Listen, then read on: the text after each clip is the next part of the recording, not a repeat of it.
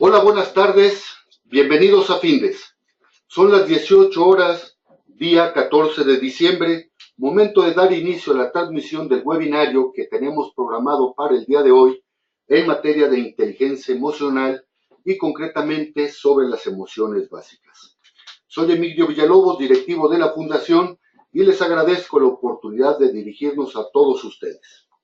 Se encuentra conmigo Alejandro Fuente Ortiz, especialista de Findes en el área de desarrollo humano y desarrollo organizacional, a quien presento sintéticamente como licenciado en psicología, con estudios de posgrado en psicoterapia, cuenta con diplomados en reingeniería organizacional y diplomados en recursos humanos, así como estudios de maestría en habilidades directivas.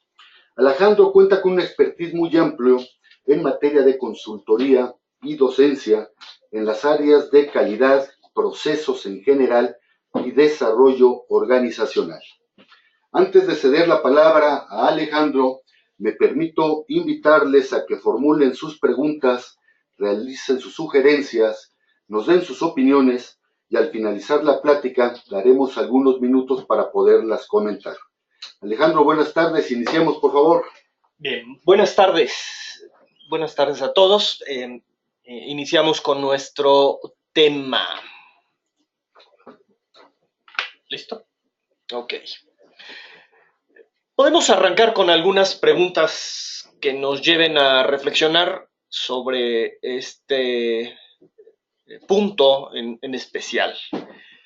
Una de ellas es ¿por qué es cada vez más frecuente e importante hablar de las emociones hoy en día? ¿Por qué se ha vuelto como pareciera tema de moda? En el sentido que pues, cobra gran relevancia en la medida que las investigaciones que se realizan, se siguen realizando y se han realizado, pues nos han permitido empezar a identificar que las emociones se convierten en el centro de la atención, hablando del factor humano y de su desempeño, y en temas diversos. Las emociones son importantes. Otra pregunta que podríamos plantear es qué particularidades puede adquirir en la sociedad, en las sociedades actuales, ¿no? Las emociones. Y bueno, lo vemos constantemente, el asunto en lo cotidiano, en el tránsito, en la convivencia, en las escuelas, ¿no? En temas como bullying, pues las emociones están, por supuesto, presentes. Otra tercera pregunta es, ¿por qué su uso en las personas se percibe difícil o se percibe complicado, ¿no? Siendo algo tan cotidiano, porque bueno, las emociones están presentes en la vida desde que nacemos hasta, por supuesto, el momento de morir. Constantemente las emociones están ahí. A lo mejor no las reconocíamos, pero se vuelven fundamentales en mucho sentido. Y bueno, es un tema que nos puede dar para muchas charlas. Vamos a tratar de abordarlo desde pues el origen primero, ¿no? Se vuelve importante identificar de dónde viene el término emoción, viene del latín emotio, ¿no? Emotionis también, nombre que deriva del verbo emovere, que significa movimiento o impulso, aquello que te mueve hacia, ¿no? Hay que recordar que el prefijo siempre es movimiento, ¿no? Evaluación, excursión, o sea, es movimiento. Bien, es por eso que una emoción es algo que nos saca de nuestro estado habitual. Normalmente, como lo iré planteando, las emociones implican siempre una acción, o sea, no hay una acción sin emoción, estaríamos muertos si lo pudiéramos plantear de esa manera. Entonces, en toda acción siempre hay una emoción y vamos a ir hablando un poquito más alrededor de esto, ¿no? De ir desentrañando qué sucede en nuestro cerebro, qué sucede en nuestro organismo, porque las emociones tienen que ver justamente con respuestas fisiológicas, ¿no? Muy bien, bueno, de ahí que a partir de emoción tenemos emocionar, lo cual es sumamente importante, ¿no? Un cantante, un actor, ¿no? Una pintura o una excursión nos habla de emociones, ¿no? Como la vida misma puede ser. Bien, ¿Qué son las emociones básicas? Que es el tema central de nuestra charla. Bueno, para la mayoría de los autores, varios, ¿no? Existen 8 emociones básicas, de las cuales 4, algunos autores las clasifican como primarias, y otras 4 como secundarias. Pero no para ahí, hay otros autores, uno de ellos Paul Ekman. Paul Ekman es un americano, una persona muy importante, un teórico muy importante, que pues generó toda una teoría alrededor del rostro, es el que más ha investigado. De hecho, para los que estén interesados, hay una obra en DVD que la filmó la BBC de Londres, que se llama Rostro Humano, Human Face, con 2 actores británicos. John Cleese, un actor fundador de Monty Python, un movimiento de comedia, entonces alguien muy gestual, y una actriz que se llama Elizabeth Hurley, que seguramente algunos la ubican. Una película famosa fue Al Diablo con el Diablo, ¿no? Donde ella personifica a este personaje mitológico. Bueno, entonces Paul Ekman es un personaje muy importante, y él plantea 6 como las emociones primarias. Él dice que es el miedo, la rabia o la ira, la sorpresa, la alegría, la tristeza y el asco. ¿Esto qué quiere decir? Quiere decir que estas emociones se presentan en cualquier cultura. Pueden ser los chinos, pueden ser los chiapanecos, pueden ser los japoneses, o sea, quien sea, cualquiera cultura va a demostrar estas emociones de la misma forma y se van a reflejar en la cara. Tan importante es este autor, Paul Ekman, que hay una serie que se llama Lie to Me, una serie de estas por paga, ¿no? Televisión por paga. Está basada en su vida de este autor, que es sumamente importante, entonces lo recomiendo altamente, es muy interesante.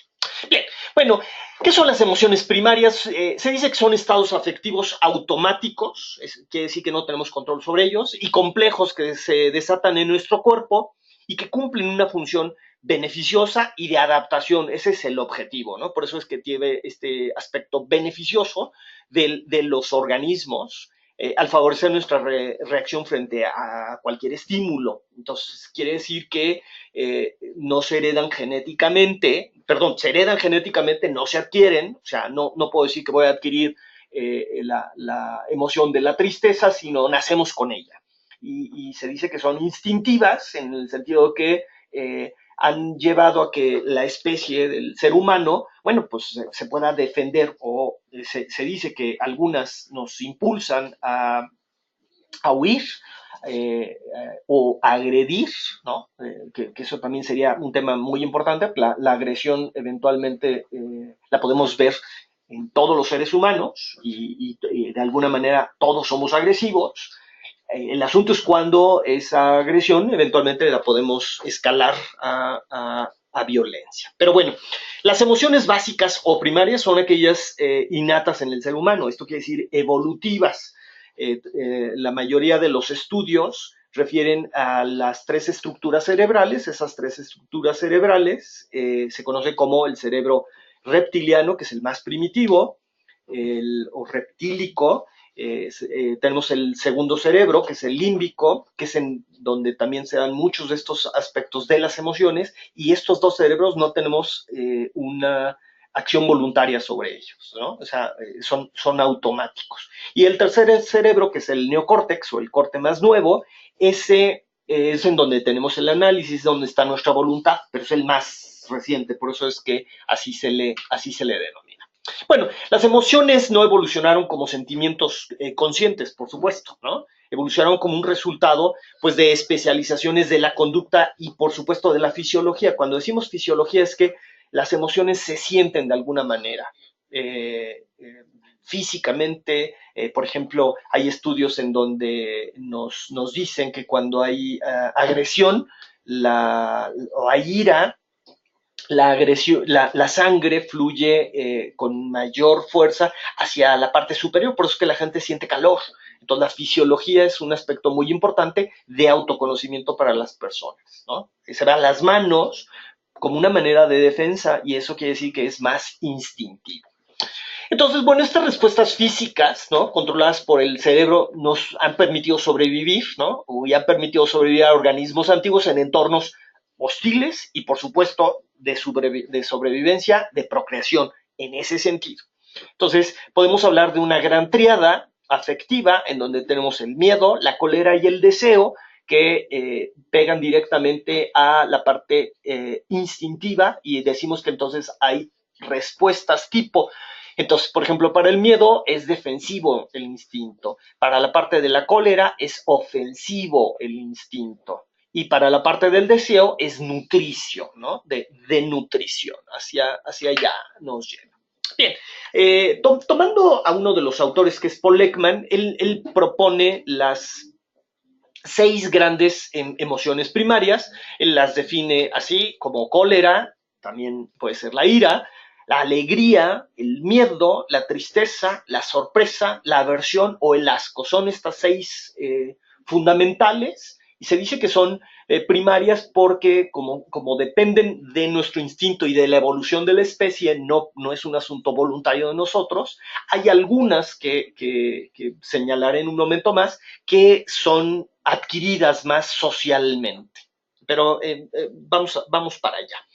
Entonces, las emociones primarias, por ejemplo, las distintas representaciones que puede tener la cólera es enojo, un mal genio, el atropello como tal, fastidio, la molestia, la furia, el resentimiento, la hostilidad, animadversión, impaciencia, indignación, ira, irritabilidad, violencia y odio patológico. Entendido el odio patológico como este odio que puedo tener eventualmente y que lo puedo mezclar con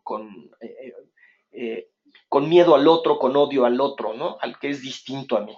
Pueden serlo, vemos ejemplos tan claros como la parte racista, la parte xenofóbica, ¿no? O sea, vemos claramente cómo podemos mostrar esto o cómo lo podemos ver desafortunadamente cotidianamente.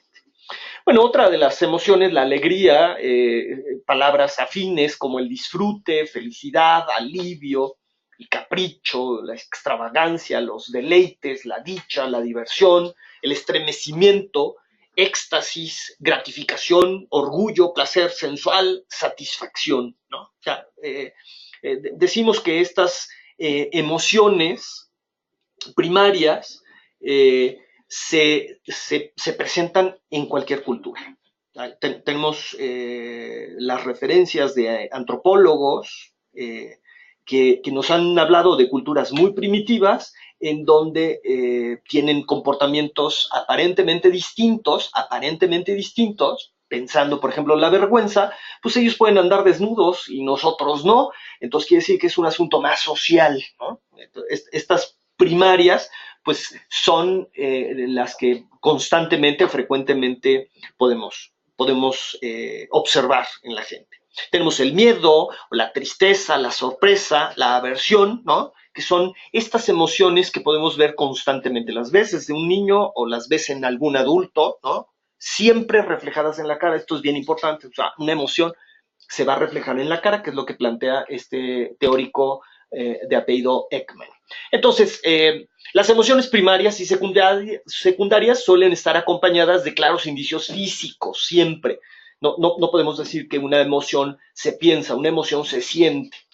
Cuando nosotros estamos deprimidos o deprimidas, nuestro cuerpo se moviliza o se desmoviliza para desconectarnos. Y cuando somos felices, por ejemplo, nuestro cuerpo se moviliza para asumir compromisos y acciones positivas. Por ejemplo, cuando la gente se saca la lotería y está feliz, está con la alegría, se llega a desconectar en el sentido de que puede, ¿no? Estar tan emocionado que grita, ¿no? Que hace movimientos físicos. Entonces, las emociones siempre llevan un correlato de acción.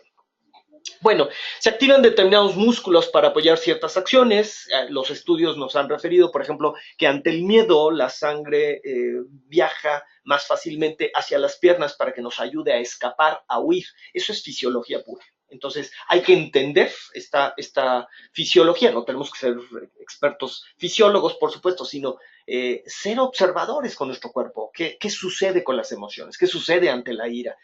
¿Cómo empiezo a sentir la ira? ¿No? ¿Qué señales puedo obtener? Entonces, bueno, el cerebro envía mensajes especiales a las glándulas endocrinas, ¿no? Que controlan la producción y la liberación de hormonas, y al sistema nervioso autónomo, sobre el que no tengo control. Entonces, por ejemplo, corazón, estómago, pues yo no lo puedo controlar, no lo podemos controlar. Esto se vuelve muy importante. Voy a poner ejemplos básicos, fundamentales. Cuando alguno de nosotros va al súper y sin haber comido, lo que piensas es en comida. O sea, estás pensando y viendo en comida, no te distraes con otro tipo de cosas, porque es lo que necesitas satisfacer. Entonces, es importante empezar a identificar estas señales. Bueno, dejamos las emociones primarias, ya hablamos que son evolutivas. Vamos ahora con las emociones secundarias. Dice, las emociones secundarias tienen algunas particularidades que las distinguen de las emociones básicas. La primera es que normalmente estas emociones son más susceptibles a la influencia del contexto sociocultural en el cual se dan, del que hace un momento señalaba. Pueden variar sutilmente en las diferentes zonas geográficas y mostrar ciertas peculiaridades culturales, ¿no? Como puede ser el amor o la vergüenza. El amor no es primario, es secundario porque está en función pues de cada sociedad. Incluso si quisiéramos hacer un análisis histórico, pues no es lo mismo ver el amor en la época isabelina, a ver el amor en los 70 y el ver el amor en este momento. O sea, va sufriendo cambios y se va adaptando, ¿no? Con todo este asunto incluso un tanto publicitario, el Día del Amor y todo lo que implica, ¿no? Pero bueno, es más un asunto social, o la vergüenza, ¿no? Que también hay películas muy interesantes francesas en donde en la época de mis 15, alguien que no seguía los cánones, pues verdaderamente podían llevarlo al suicidio, ¿no? A que se sintiera tan avergonzado. Entonces, decimos que estas emociones son más adquiridas porque las aprendemos en función de la sociedad en la que nos encontramos. Otra cosa es que normalmente las emociones secundarias en su gran mayoría son fruto de las relaciones interpersonales, es decir, nacen de nuestra relación con otros. Recordar las investigaciones, ya señalaba, de antropólogos como Margaret Mead, una antropóloga muy importante, o Malinowski, ¿no? Que hablaba con las sociedades, por ejemplo, los trobriandeses del Pacífico, en donde eran personas pues que tenían una serie de comportamientos totalmente distintos, ¿no? O sea, por ejemplo, si ellos andaban desnudos y por supuesto no tenían vergüenza alrededor de eso, ¿no? Cosa que para nuestra cultura, pues que alguien lo veas desnudo, bueno, sí nos puede llevar, ¿no? Como a distintas emociones, ¿no? En ese sentido. Y más si fuéramos nosotros los que estuviéramos en esas condiciones. Bueno, otros teóricos consideran emociones básicas a las 8 mencionadas, ¿no? Hasta ahora, primarias y secundarias, y postulan que las emociones secundarias sean el resultado de fusiones o mezclas de las emociones básicas, ¿no? Por ejemplo, un autor, Isaac, por ejemplo, describe la ansiedad, ¿no? Más podemos decir, más de esta época, más de términos como estrés, ¿no? Que independientemente que se sientan fisiológicamente, bueno, la ansiedad se presenta más no tienes tu celular, la gente luego deja el celular en la casa, lo olvida, se siente ansioso, ¿no? Entonces, te hablaría como de algo más aprendido que algo más instintivo, ¿no? Dice Isaac, por ejemplo, que la ansiedad, ¿no? Es la combinación del miedo y de dos emociones más, que como puede ser la culpa, ¿no? O el interés, la vergüenza o la agitación. Tanto las emociones primarias como las secundarias casi nunca se presentan de manera aislada, por supuesto, ¿no? Ahora, es importante empezar a desmenuzarlas de manera aislada porque es la mejor forma, o es lo que plantean muchos de los autores como Goleman, que dice que tienes que autoconocerte. Si no te autoconoces, pues va a ser muy difícil que te puedas controlar. Entonces, el autoconocerse significa qué siento yo con las emociones, pero eso entonces requiere que hagas una introspección de qué estás sintiendo ante la emoción físicamente. Insisto, no es pensamiento, porque luego la gente me dice, es que me siento Enojado, bueno, sí, pero sí, ¿cómo me describes? Si yo fuera marciano, ¿cómo le describes a un marciano, ¿no? Que acaba de llegar, tiene un minuto en la Tierra, ¿cómo le describes la palabra enojado? O sea, tenemos que ser descriptivos en ese sentido. Bien, tanto las emociones primarias como las secundarias casi nunca se presentan aisladas, más bien una combinación de todas las familias de emociones básicas mencionadas. Por ejemplo, los celos puede ser una combinación de enojo, de tristeza y miedo, por ejemplo, ¿no? Entonces, esas combinaciones que se vuelven, para algunos autores les llaman diadas o triadas, ¿no? Se vuelven como muy importantes de empezar a identificar. Lo más importante es uno, identificar y reconocer mis emociones primarias y segundo, empezar a trabajar en mis emociones secundarias. ¿Sí? Y eso tiene que más que ver con el ámbito, con la cultura organizacional y por supuesto la cultura en donde nos desarrollamos. ¿Cómo estudiamos a las emociones? ¿No? Que puede ser otra pregunta. Bueno, pueden existir muchos caminos si nos remontamos hacia atrás en el tiempo, las filosofías orientales, ¿no? Nos planteaban cosas hace más de 2000 años. Confucio planteaba cosas como, si no te conoces tú, pues va a ser difícil que quieras conocer a los demás. O sea, no empieces por conocer a los demás, sino empieza a conocerte tú. Y lo hemos observado, lo hemos escuchado, lo hemos visto, lo hemos leído de muchos autores, que el conocimiento tiene que ser fundamentalmente conócete tú antes de que quieras conocer al resto de las personas. O sea, empieza a identificar y tener control sobre tus emociones. Ya, más adelante voy a hablar de lo que es este control de las emociones, ¿sí? Porque no quisiera que se confundiera que si está en una parte autónoma, ¿no? Quiere decir que yo puedo controlar la intensidad de la emoción, o sea, yo puedo decidir si me enojo, ¿no? De 1 a 10, pero lo que no puedo dejar es de dejar de sentir el enojo, porque eso es automático, entra en automático. Ahora, lo que sí puedo hacer es modular la intensidad, o sea, ahí sí yo decido cómo me enojo, ¿no? Si me enojo bien, así al 10, o yo decido, pero eso implica cierto control del que hablaremos en un momento más. Bueno, eh, algo más reciente en la llamada inteligencia emocional, la podemos ver como uno de los teóricos más importantes en la década de 1920 del siglo pasado, con Thorndike, que hablaba de la inteligencia social, fue de los primeros personajes que habló de esta adaptabilidad de muchachos, de muchachas, de niños, de niñas, ¿no? A las distintas emociones con las que se enfrentaban de manera más social, cosa que, por ejemplo, Goleman, otro de los autores, pues lo trae recientemente, ¿no? La inteligencia social, de la que hablaré en un momento más. Bueno, le siguieron otros autores, no quiero aburrir con asuntos históricos, pero bueno, tenemos a Howard Gardner, que es el de las multiinteligencias, de la Universidad de Harvard, premiado hace un par de años, más o menos, con el Príncipe de Asturias. Entonces, una gente muy galardonada, muy importante sus contribuciones a la parte de la educación, sumamente importante. Bueno, tenemos a Salovey y Mayer, que son, estamos hablando de la década de los 80, 85, de los 80, aproximadamente, son los que empiezan a hablar también del tema de inteligencia emocional. Y bueno, tenemos a Goleman, a Daniel Goleman, uno de los más reconocidos autores, con varios textos.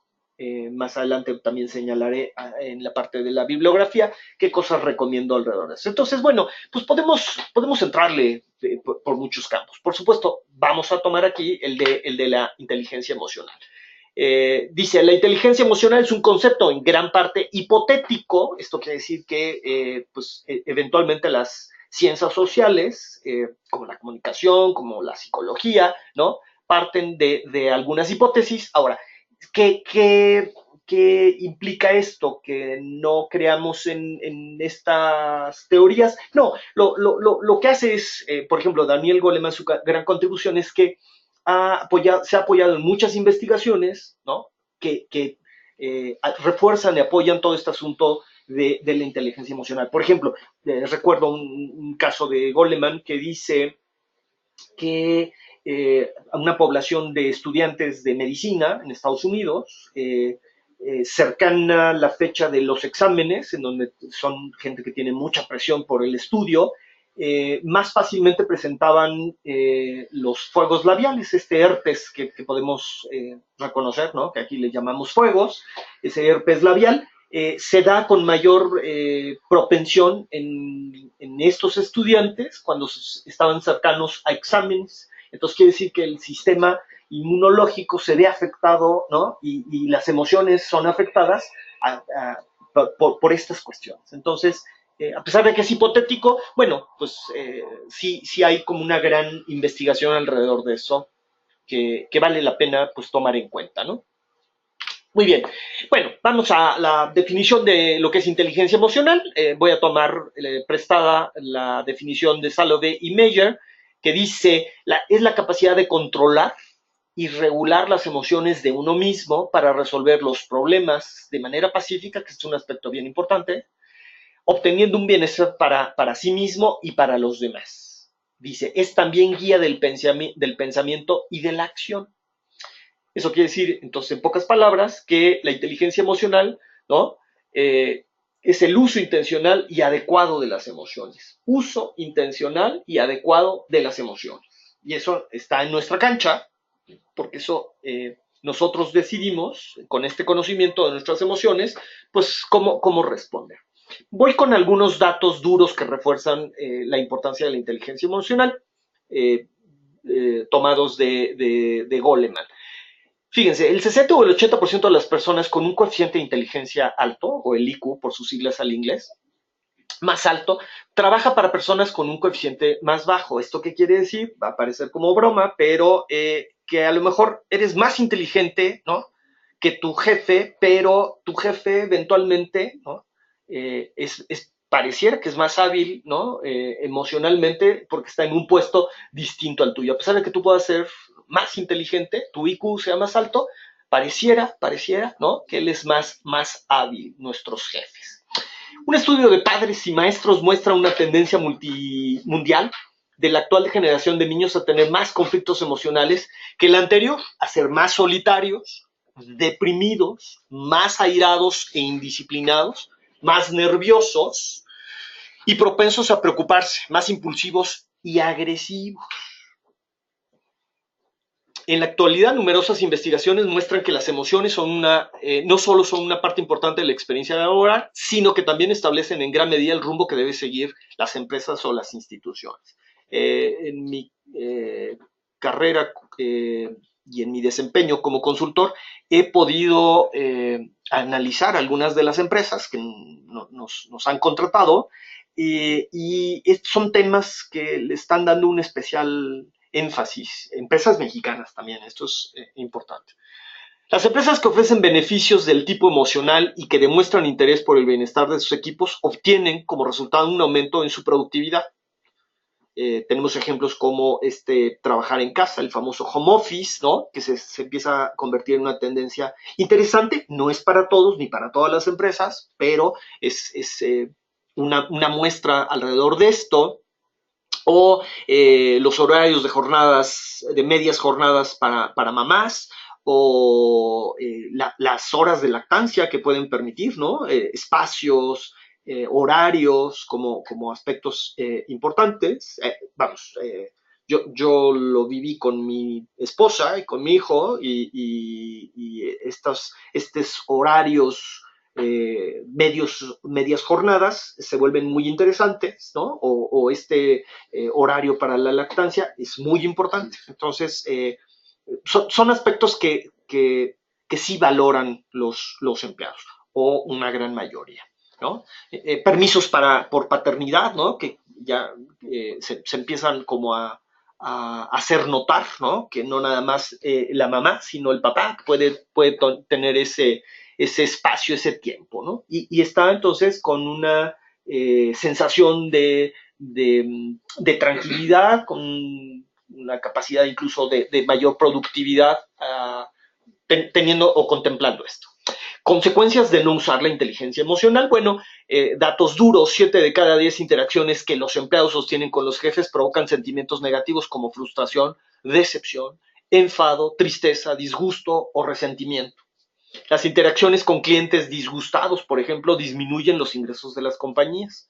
se ha podido pues identificar que esto tiene un impacto real. Por ejemplo, la conducta antisocial en los estudiantes, malos comportamientos en clase, violencia, acoso escolar, según estudios sobre el aprendizaje social y emocional. Es un programa que se ha desarrollado, uno de los impulsores es Daniel Goleman en Estados Unidos. Se incrementa cuando no se atiende el tema de las emociones, sumamente importante. Entonces, ahí tenemos muchos ejemplos, ¿no?, que refuerzan la importancia.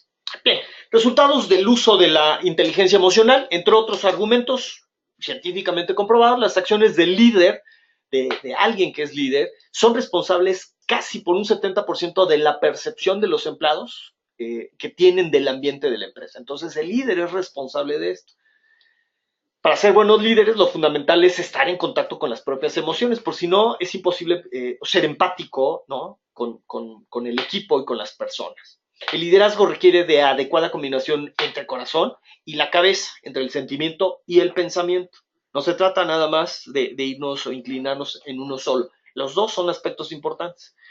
Los grandes líderes son las personas que nos mueven primordialmente a través de la creación de un entorno emocional positivo, no negativo. Esto es bien importante. El sentido común nos dice que cuanto más a gusto estén los empleados, más esfuerzo harán por complacer a sus clientes. Una fórmula para cuantificar esta relación: el 1% en el clima emocional de los servicios va acompañado de un aumento del 2% de los ingresos. Y comprobado, porque esto lo hemos podido identificar. Hay grandes organizaciones que le han apostado mucho al asunto emocional. Una de ellas es Disney, tiene estudios muy interesantes alrededor de las emociones y de la repetición, ¿no? Entonces, las buenas emociones, en ese sentido, si me permiten el término, pues son rentables para la organización. Bueno, ¿cuáles son las competencias de inteligencia emocional? Son 5. La primera es autoconocimiento. El autoconocimiento, ¿cómo lo describimos? El autoconocimiento es cuando yo puedo identificar mis emociones, como lo señalaba hace un momento. Luego, a mí me gusta dejar algunos pequeños ejercicios. Por ejemplo, uno es: lleva una bitácora, una semana, para que vayas identificando cómo respondes a las emociones, si se te cierran, qué sientes con las emociones, tu jefe, tus compañeros. O sea, hazlo una semana para que te percates de cosas. Entonces, si no nos conocemos, va a ser muy difícil que nos podamos controlar. Y el autocontrol, entonces, está a partir de ir identificando esos precursores de las emociones. Al inicio, qué sentimos fisiológicamente. Entonces es más fácil empezar a identificar esta parte del autocontrol. Hay estudios muy interesantes, uno que fue en la década de los 70 en la universidad, una de las universidades más importantes en Estados Unidos, Stanford, y el profesor Michel, de apellido Michel, llegó a hacer una prueba muy interesante. Esto era con niños entre 4, 5, 6 años. El niño estaba solo y le decía el nombre que tú quieras, ¿no? Te voy a poner un bombón, y si en 15 minutos tú no te has comido el bombón, yo te voy a dar un segundo bombón. Entonces vas a tener 2. Bueno, lo verdaderamente interesante es que una proporción vamos a partir de 2 de cada 3 niños se comían el bombón, inmediatamente se salía el investigador.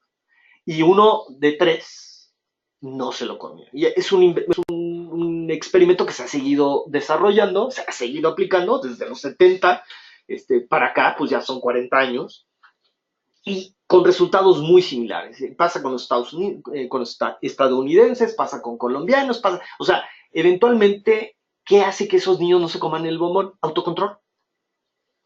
No es otra cosa más que eso, autocontrol, disciplina. Bien, la tercera competencia es la motivación. Quiere decir que entonces la motivación depende de mí. La motivación tiene que ser interna, no depende de incentivos, no depende de cosas externas. Los estudios más recientes que se han llevado alrededor de la motivación refuerzan lo que ya sabemos hace mucho tiempo en nuestros corazones, que la motivación es interna, depende de uno. Y nuevamente, si nos vamos al origen de la palabra motivación, pues tiene que ver con esto, con movimiento, ¿no? Estas 3 primeras competencias decimos que son intrapersonales, quiere decir que estas las tiene que desarrollar la persona. Viene la cuarta, que es la empatía. La empatía es una habilidad social. O sea, ¿cómo me puedo empatar emocionalmente con lo que está sintiendo la otra persona? Muy útil para calidad en el servicio, por supuesto. Entonces, la empatía es la habilidad interpersonal, distinta a las primeras. La interpersonal es yo con otras personas, la intra es yo solito. Y la quinta es la más compleja, las habilidades sociales, porque en las habilidades sociales entra liderazgo, trabajo en equipo, influencia, cambio, conflicto, problemas, comunicación, asertividad. Entonces, esta es la más robusta de las 5 competencias y, por supuesto, implica el gran enfoque hacia las empresas, hacia el trabajo. Estas son las 5 grandes competencias en las que muchos de los autores coinciden, que Goleman o Mayer, ¿no? Como elementos importantes. Bien, pues nos acercamos a nuestras conclusiones. Primera, las emociones están presentes en cualquier ámbito de la vida cotidiana, ya sea trabajo, escuela, familia, sociedad, diversión, en todo momento, cuando nace tu hijo, cuando te casas, cuando te titulas, cuando fallecen tus papás, cuando fallece un hermano, o sea, están presentes las emociones en todo momento. En el trabajo están presentes, en los negocios están presentes. Por ejemplo, un buen ejemplo de emociones y hablando de la intuición es un componente también llevado hacia esta parte de las emociones. Tenemos el ejemplo de Ray Kroc, el que les quita la marca a los hermanos McDonald's y es el que ve el potencial para franquiciar. Y él toma una decisión en 48 horas. Esto está documentado. Es ilegal eventualmente el que los trampeó a los McDonald's, fueron muy ingenuos, pero eventualmente él ve un potencial que los mismos McDonald's no alcanzaban a ver. Entonces, las emociones están presentes en la toma de decisiones, por supuesto. Bueno, es necesario conocer y practicar las habilidades intra e interpersonales de las que acabo de señalar. Cualquier habilidad requiere práctica y la práctica requiere tiempo. No, habrá gente más habilidosa que otra, pero eventualmente necesitamos práctica. Alejandro, muchas gracias por tu plática. Vamos a proceder a atender las preguntas, sugerencias y comentarios que nos realizan. Tenemos una primera pregunta realizada por Adrián Nermer. Adrián, gracias, buenas tardes por su participación. ¿Cuál emoción es la más dominante y por qué? Bueno, más que la más dominante, ¿cuál es la más frecuente? Es la ira. La ira, el coraje, esta parte, la cólera de la que hablan varios autores, se dice que es muy adictiva porque la gente que eventualmente se encoleriza tiene una gran descarga de hormonas, una gran descarga de aspectos fisiológicos que como que te vuelves adicto, ¿no? A ese tipo de conducta. Podemos decir que es una de las más frecuentes, más que la más... Es muy frecuente, ¿no? Por el tipo de culturas en las que nos movemos, ¿no? El coraje, esta parte del gritar, ¿no? Esto exacerbado, exagerado, se vuelve adictivo, que también es un aspecto importante, o sea, nos volvemos adictivos a nuestras propias emociones, ¿no?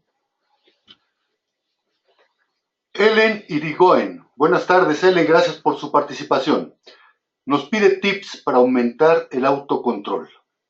Ok, el autocontrol, bueno, el autocontrol está en función de identificar las emociones, claramente, al inicio de las emociones. Imaginen como una campanita de Gauss, como si al inicio de la emoción, lo que se conoce como los precursores de la emoción, son los que nos van dando señales. O sea, no pasas de la ira, por ejemplo, si habláramos de una emoción, no pasas de 0 a 10 en un pestañazo, ¿no? Sino empiezas a sentir algo físicamente.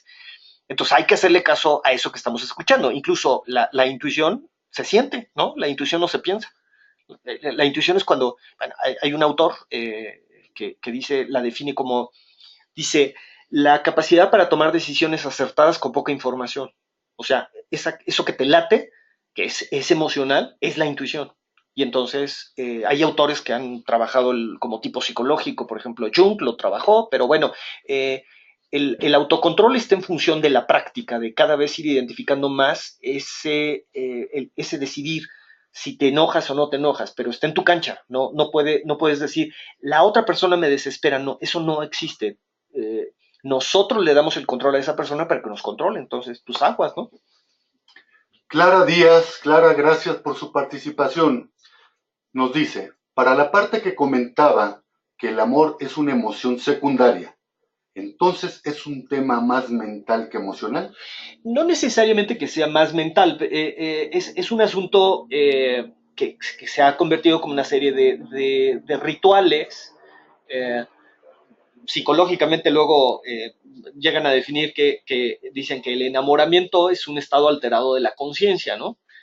Quiere decir que dura pocas horas, pero bueno, sin caer en ese tipo de planteamientos, el amor es más construido socialmente, ¿no? No es algo con lo que nacemos como tal, es más aprendido por la sociedad. Gracias, Alejandro. Tania González, saludos, Tania. Nos pregunta, ¿cómo controlar las emociones cuando se tiene un líder impositivo? Bueno, un líder impositivo va a limitar mucho y va a generar seguramente emociones muy encontradas. El asunto es no polarizar con ese líder impositivo. No se trata de someterse y aceptar todo, pero decidir, vale la pena que yo me enoje, si me enojo gano algo, que es lo que se vuelve importante, ¿no? Es como cuando estamos en el entrenamiento con algunos de los participantes y entonces yo les digo, el regañar no extingue la conducta, entonces ¿para qué regañas, no? Ah, y entonces ya no voy a regañar, es que me gusta mucho regañar. No se trata, si lo quieres seguir regañando, pero el regañar no extingue la conducta del otro, entonces yo tengo que hacer cosas diferentes. Yo tengo que decidir si vale la pena que me enoje o no vale la pena que me enoje. Esa sí es mi decisión y esa sí está bajo mi control. Alejandro, Ana Berta Palacios nos pregunta, ¿cómo los empleados pueden lidiar con la injusticia laboral cuando se percibe de esa manera? Híjole, no hay una respuesta fácil. Yo lo que recomendaría si yo estuviera en ese lugar es, hay que hablarlo, ¿no? No hay más.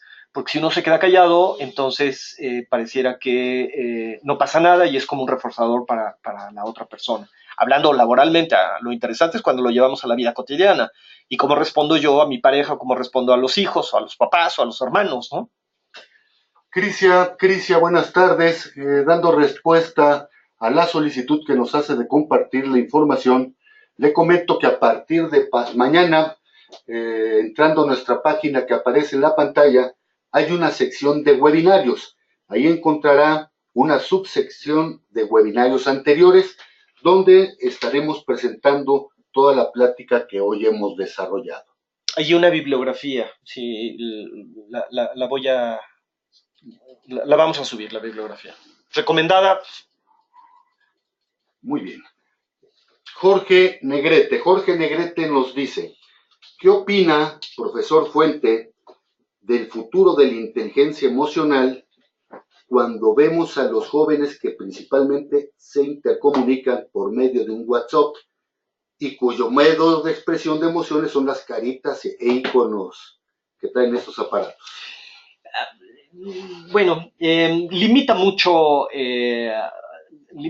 la comunicación, una comunicación, por más que quiera poner yo caritas y todo eso, no podemos evitar la interacción con otras personas.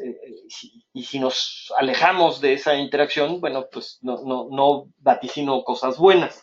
Entonces, lo mejor es regresar a observar. Mucho de lo del planteamiento es que las emociones se observan en la cara, no hay más. Entonces, incluso con poquito entrenamiento te puedes dar cuenta si alguien te miente o no te miente, sin ser psicólogo y sin tener un entrenamiento. Pero si no volteas a ver a la cara o interaccionas todo el tiempo con aparatos, no, en redes, que no es que yo sancione, quiere decir que las redes estén mal, pero nos estamos perdiendo una fuente de información clarísima e importantísima, ¿no? Las personas. Alejandro, muchas gracias. Debemos culminar este webinario, pero antes de hacerlo les recuerdo que todos los jueves a las 18 horas abordaremos diferentes temas de interés general en el ámbito de los negocios. El próximo jueves 21 de diciembre trataremos el tema método para establecer prioridades en el marco de la eficiencia organizacional. Los esperamos, inviten a sus compañeros y amigos. Y bien, son las 6:40, día 14 de diciembre. Damos por concluido el desarrollo de este webinario. Gracias. Hasta luego.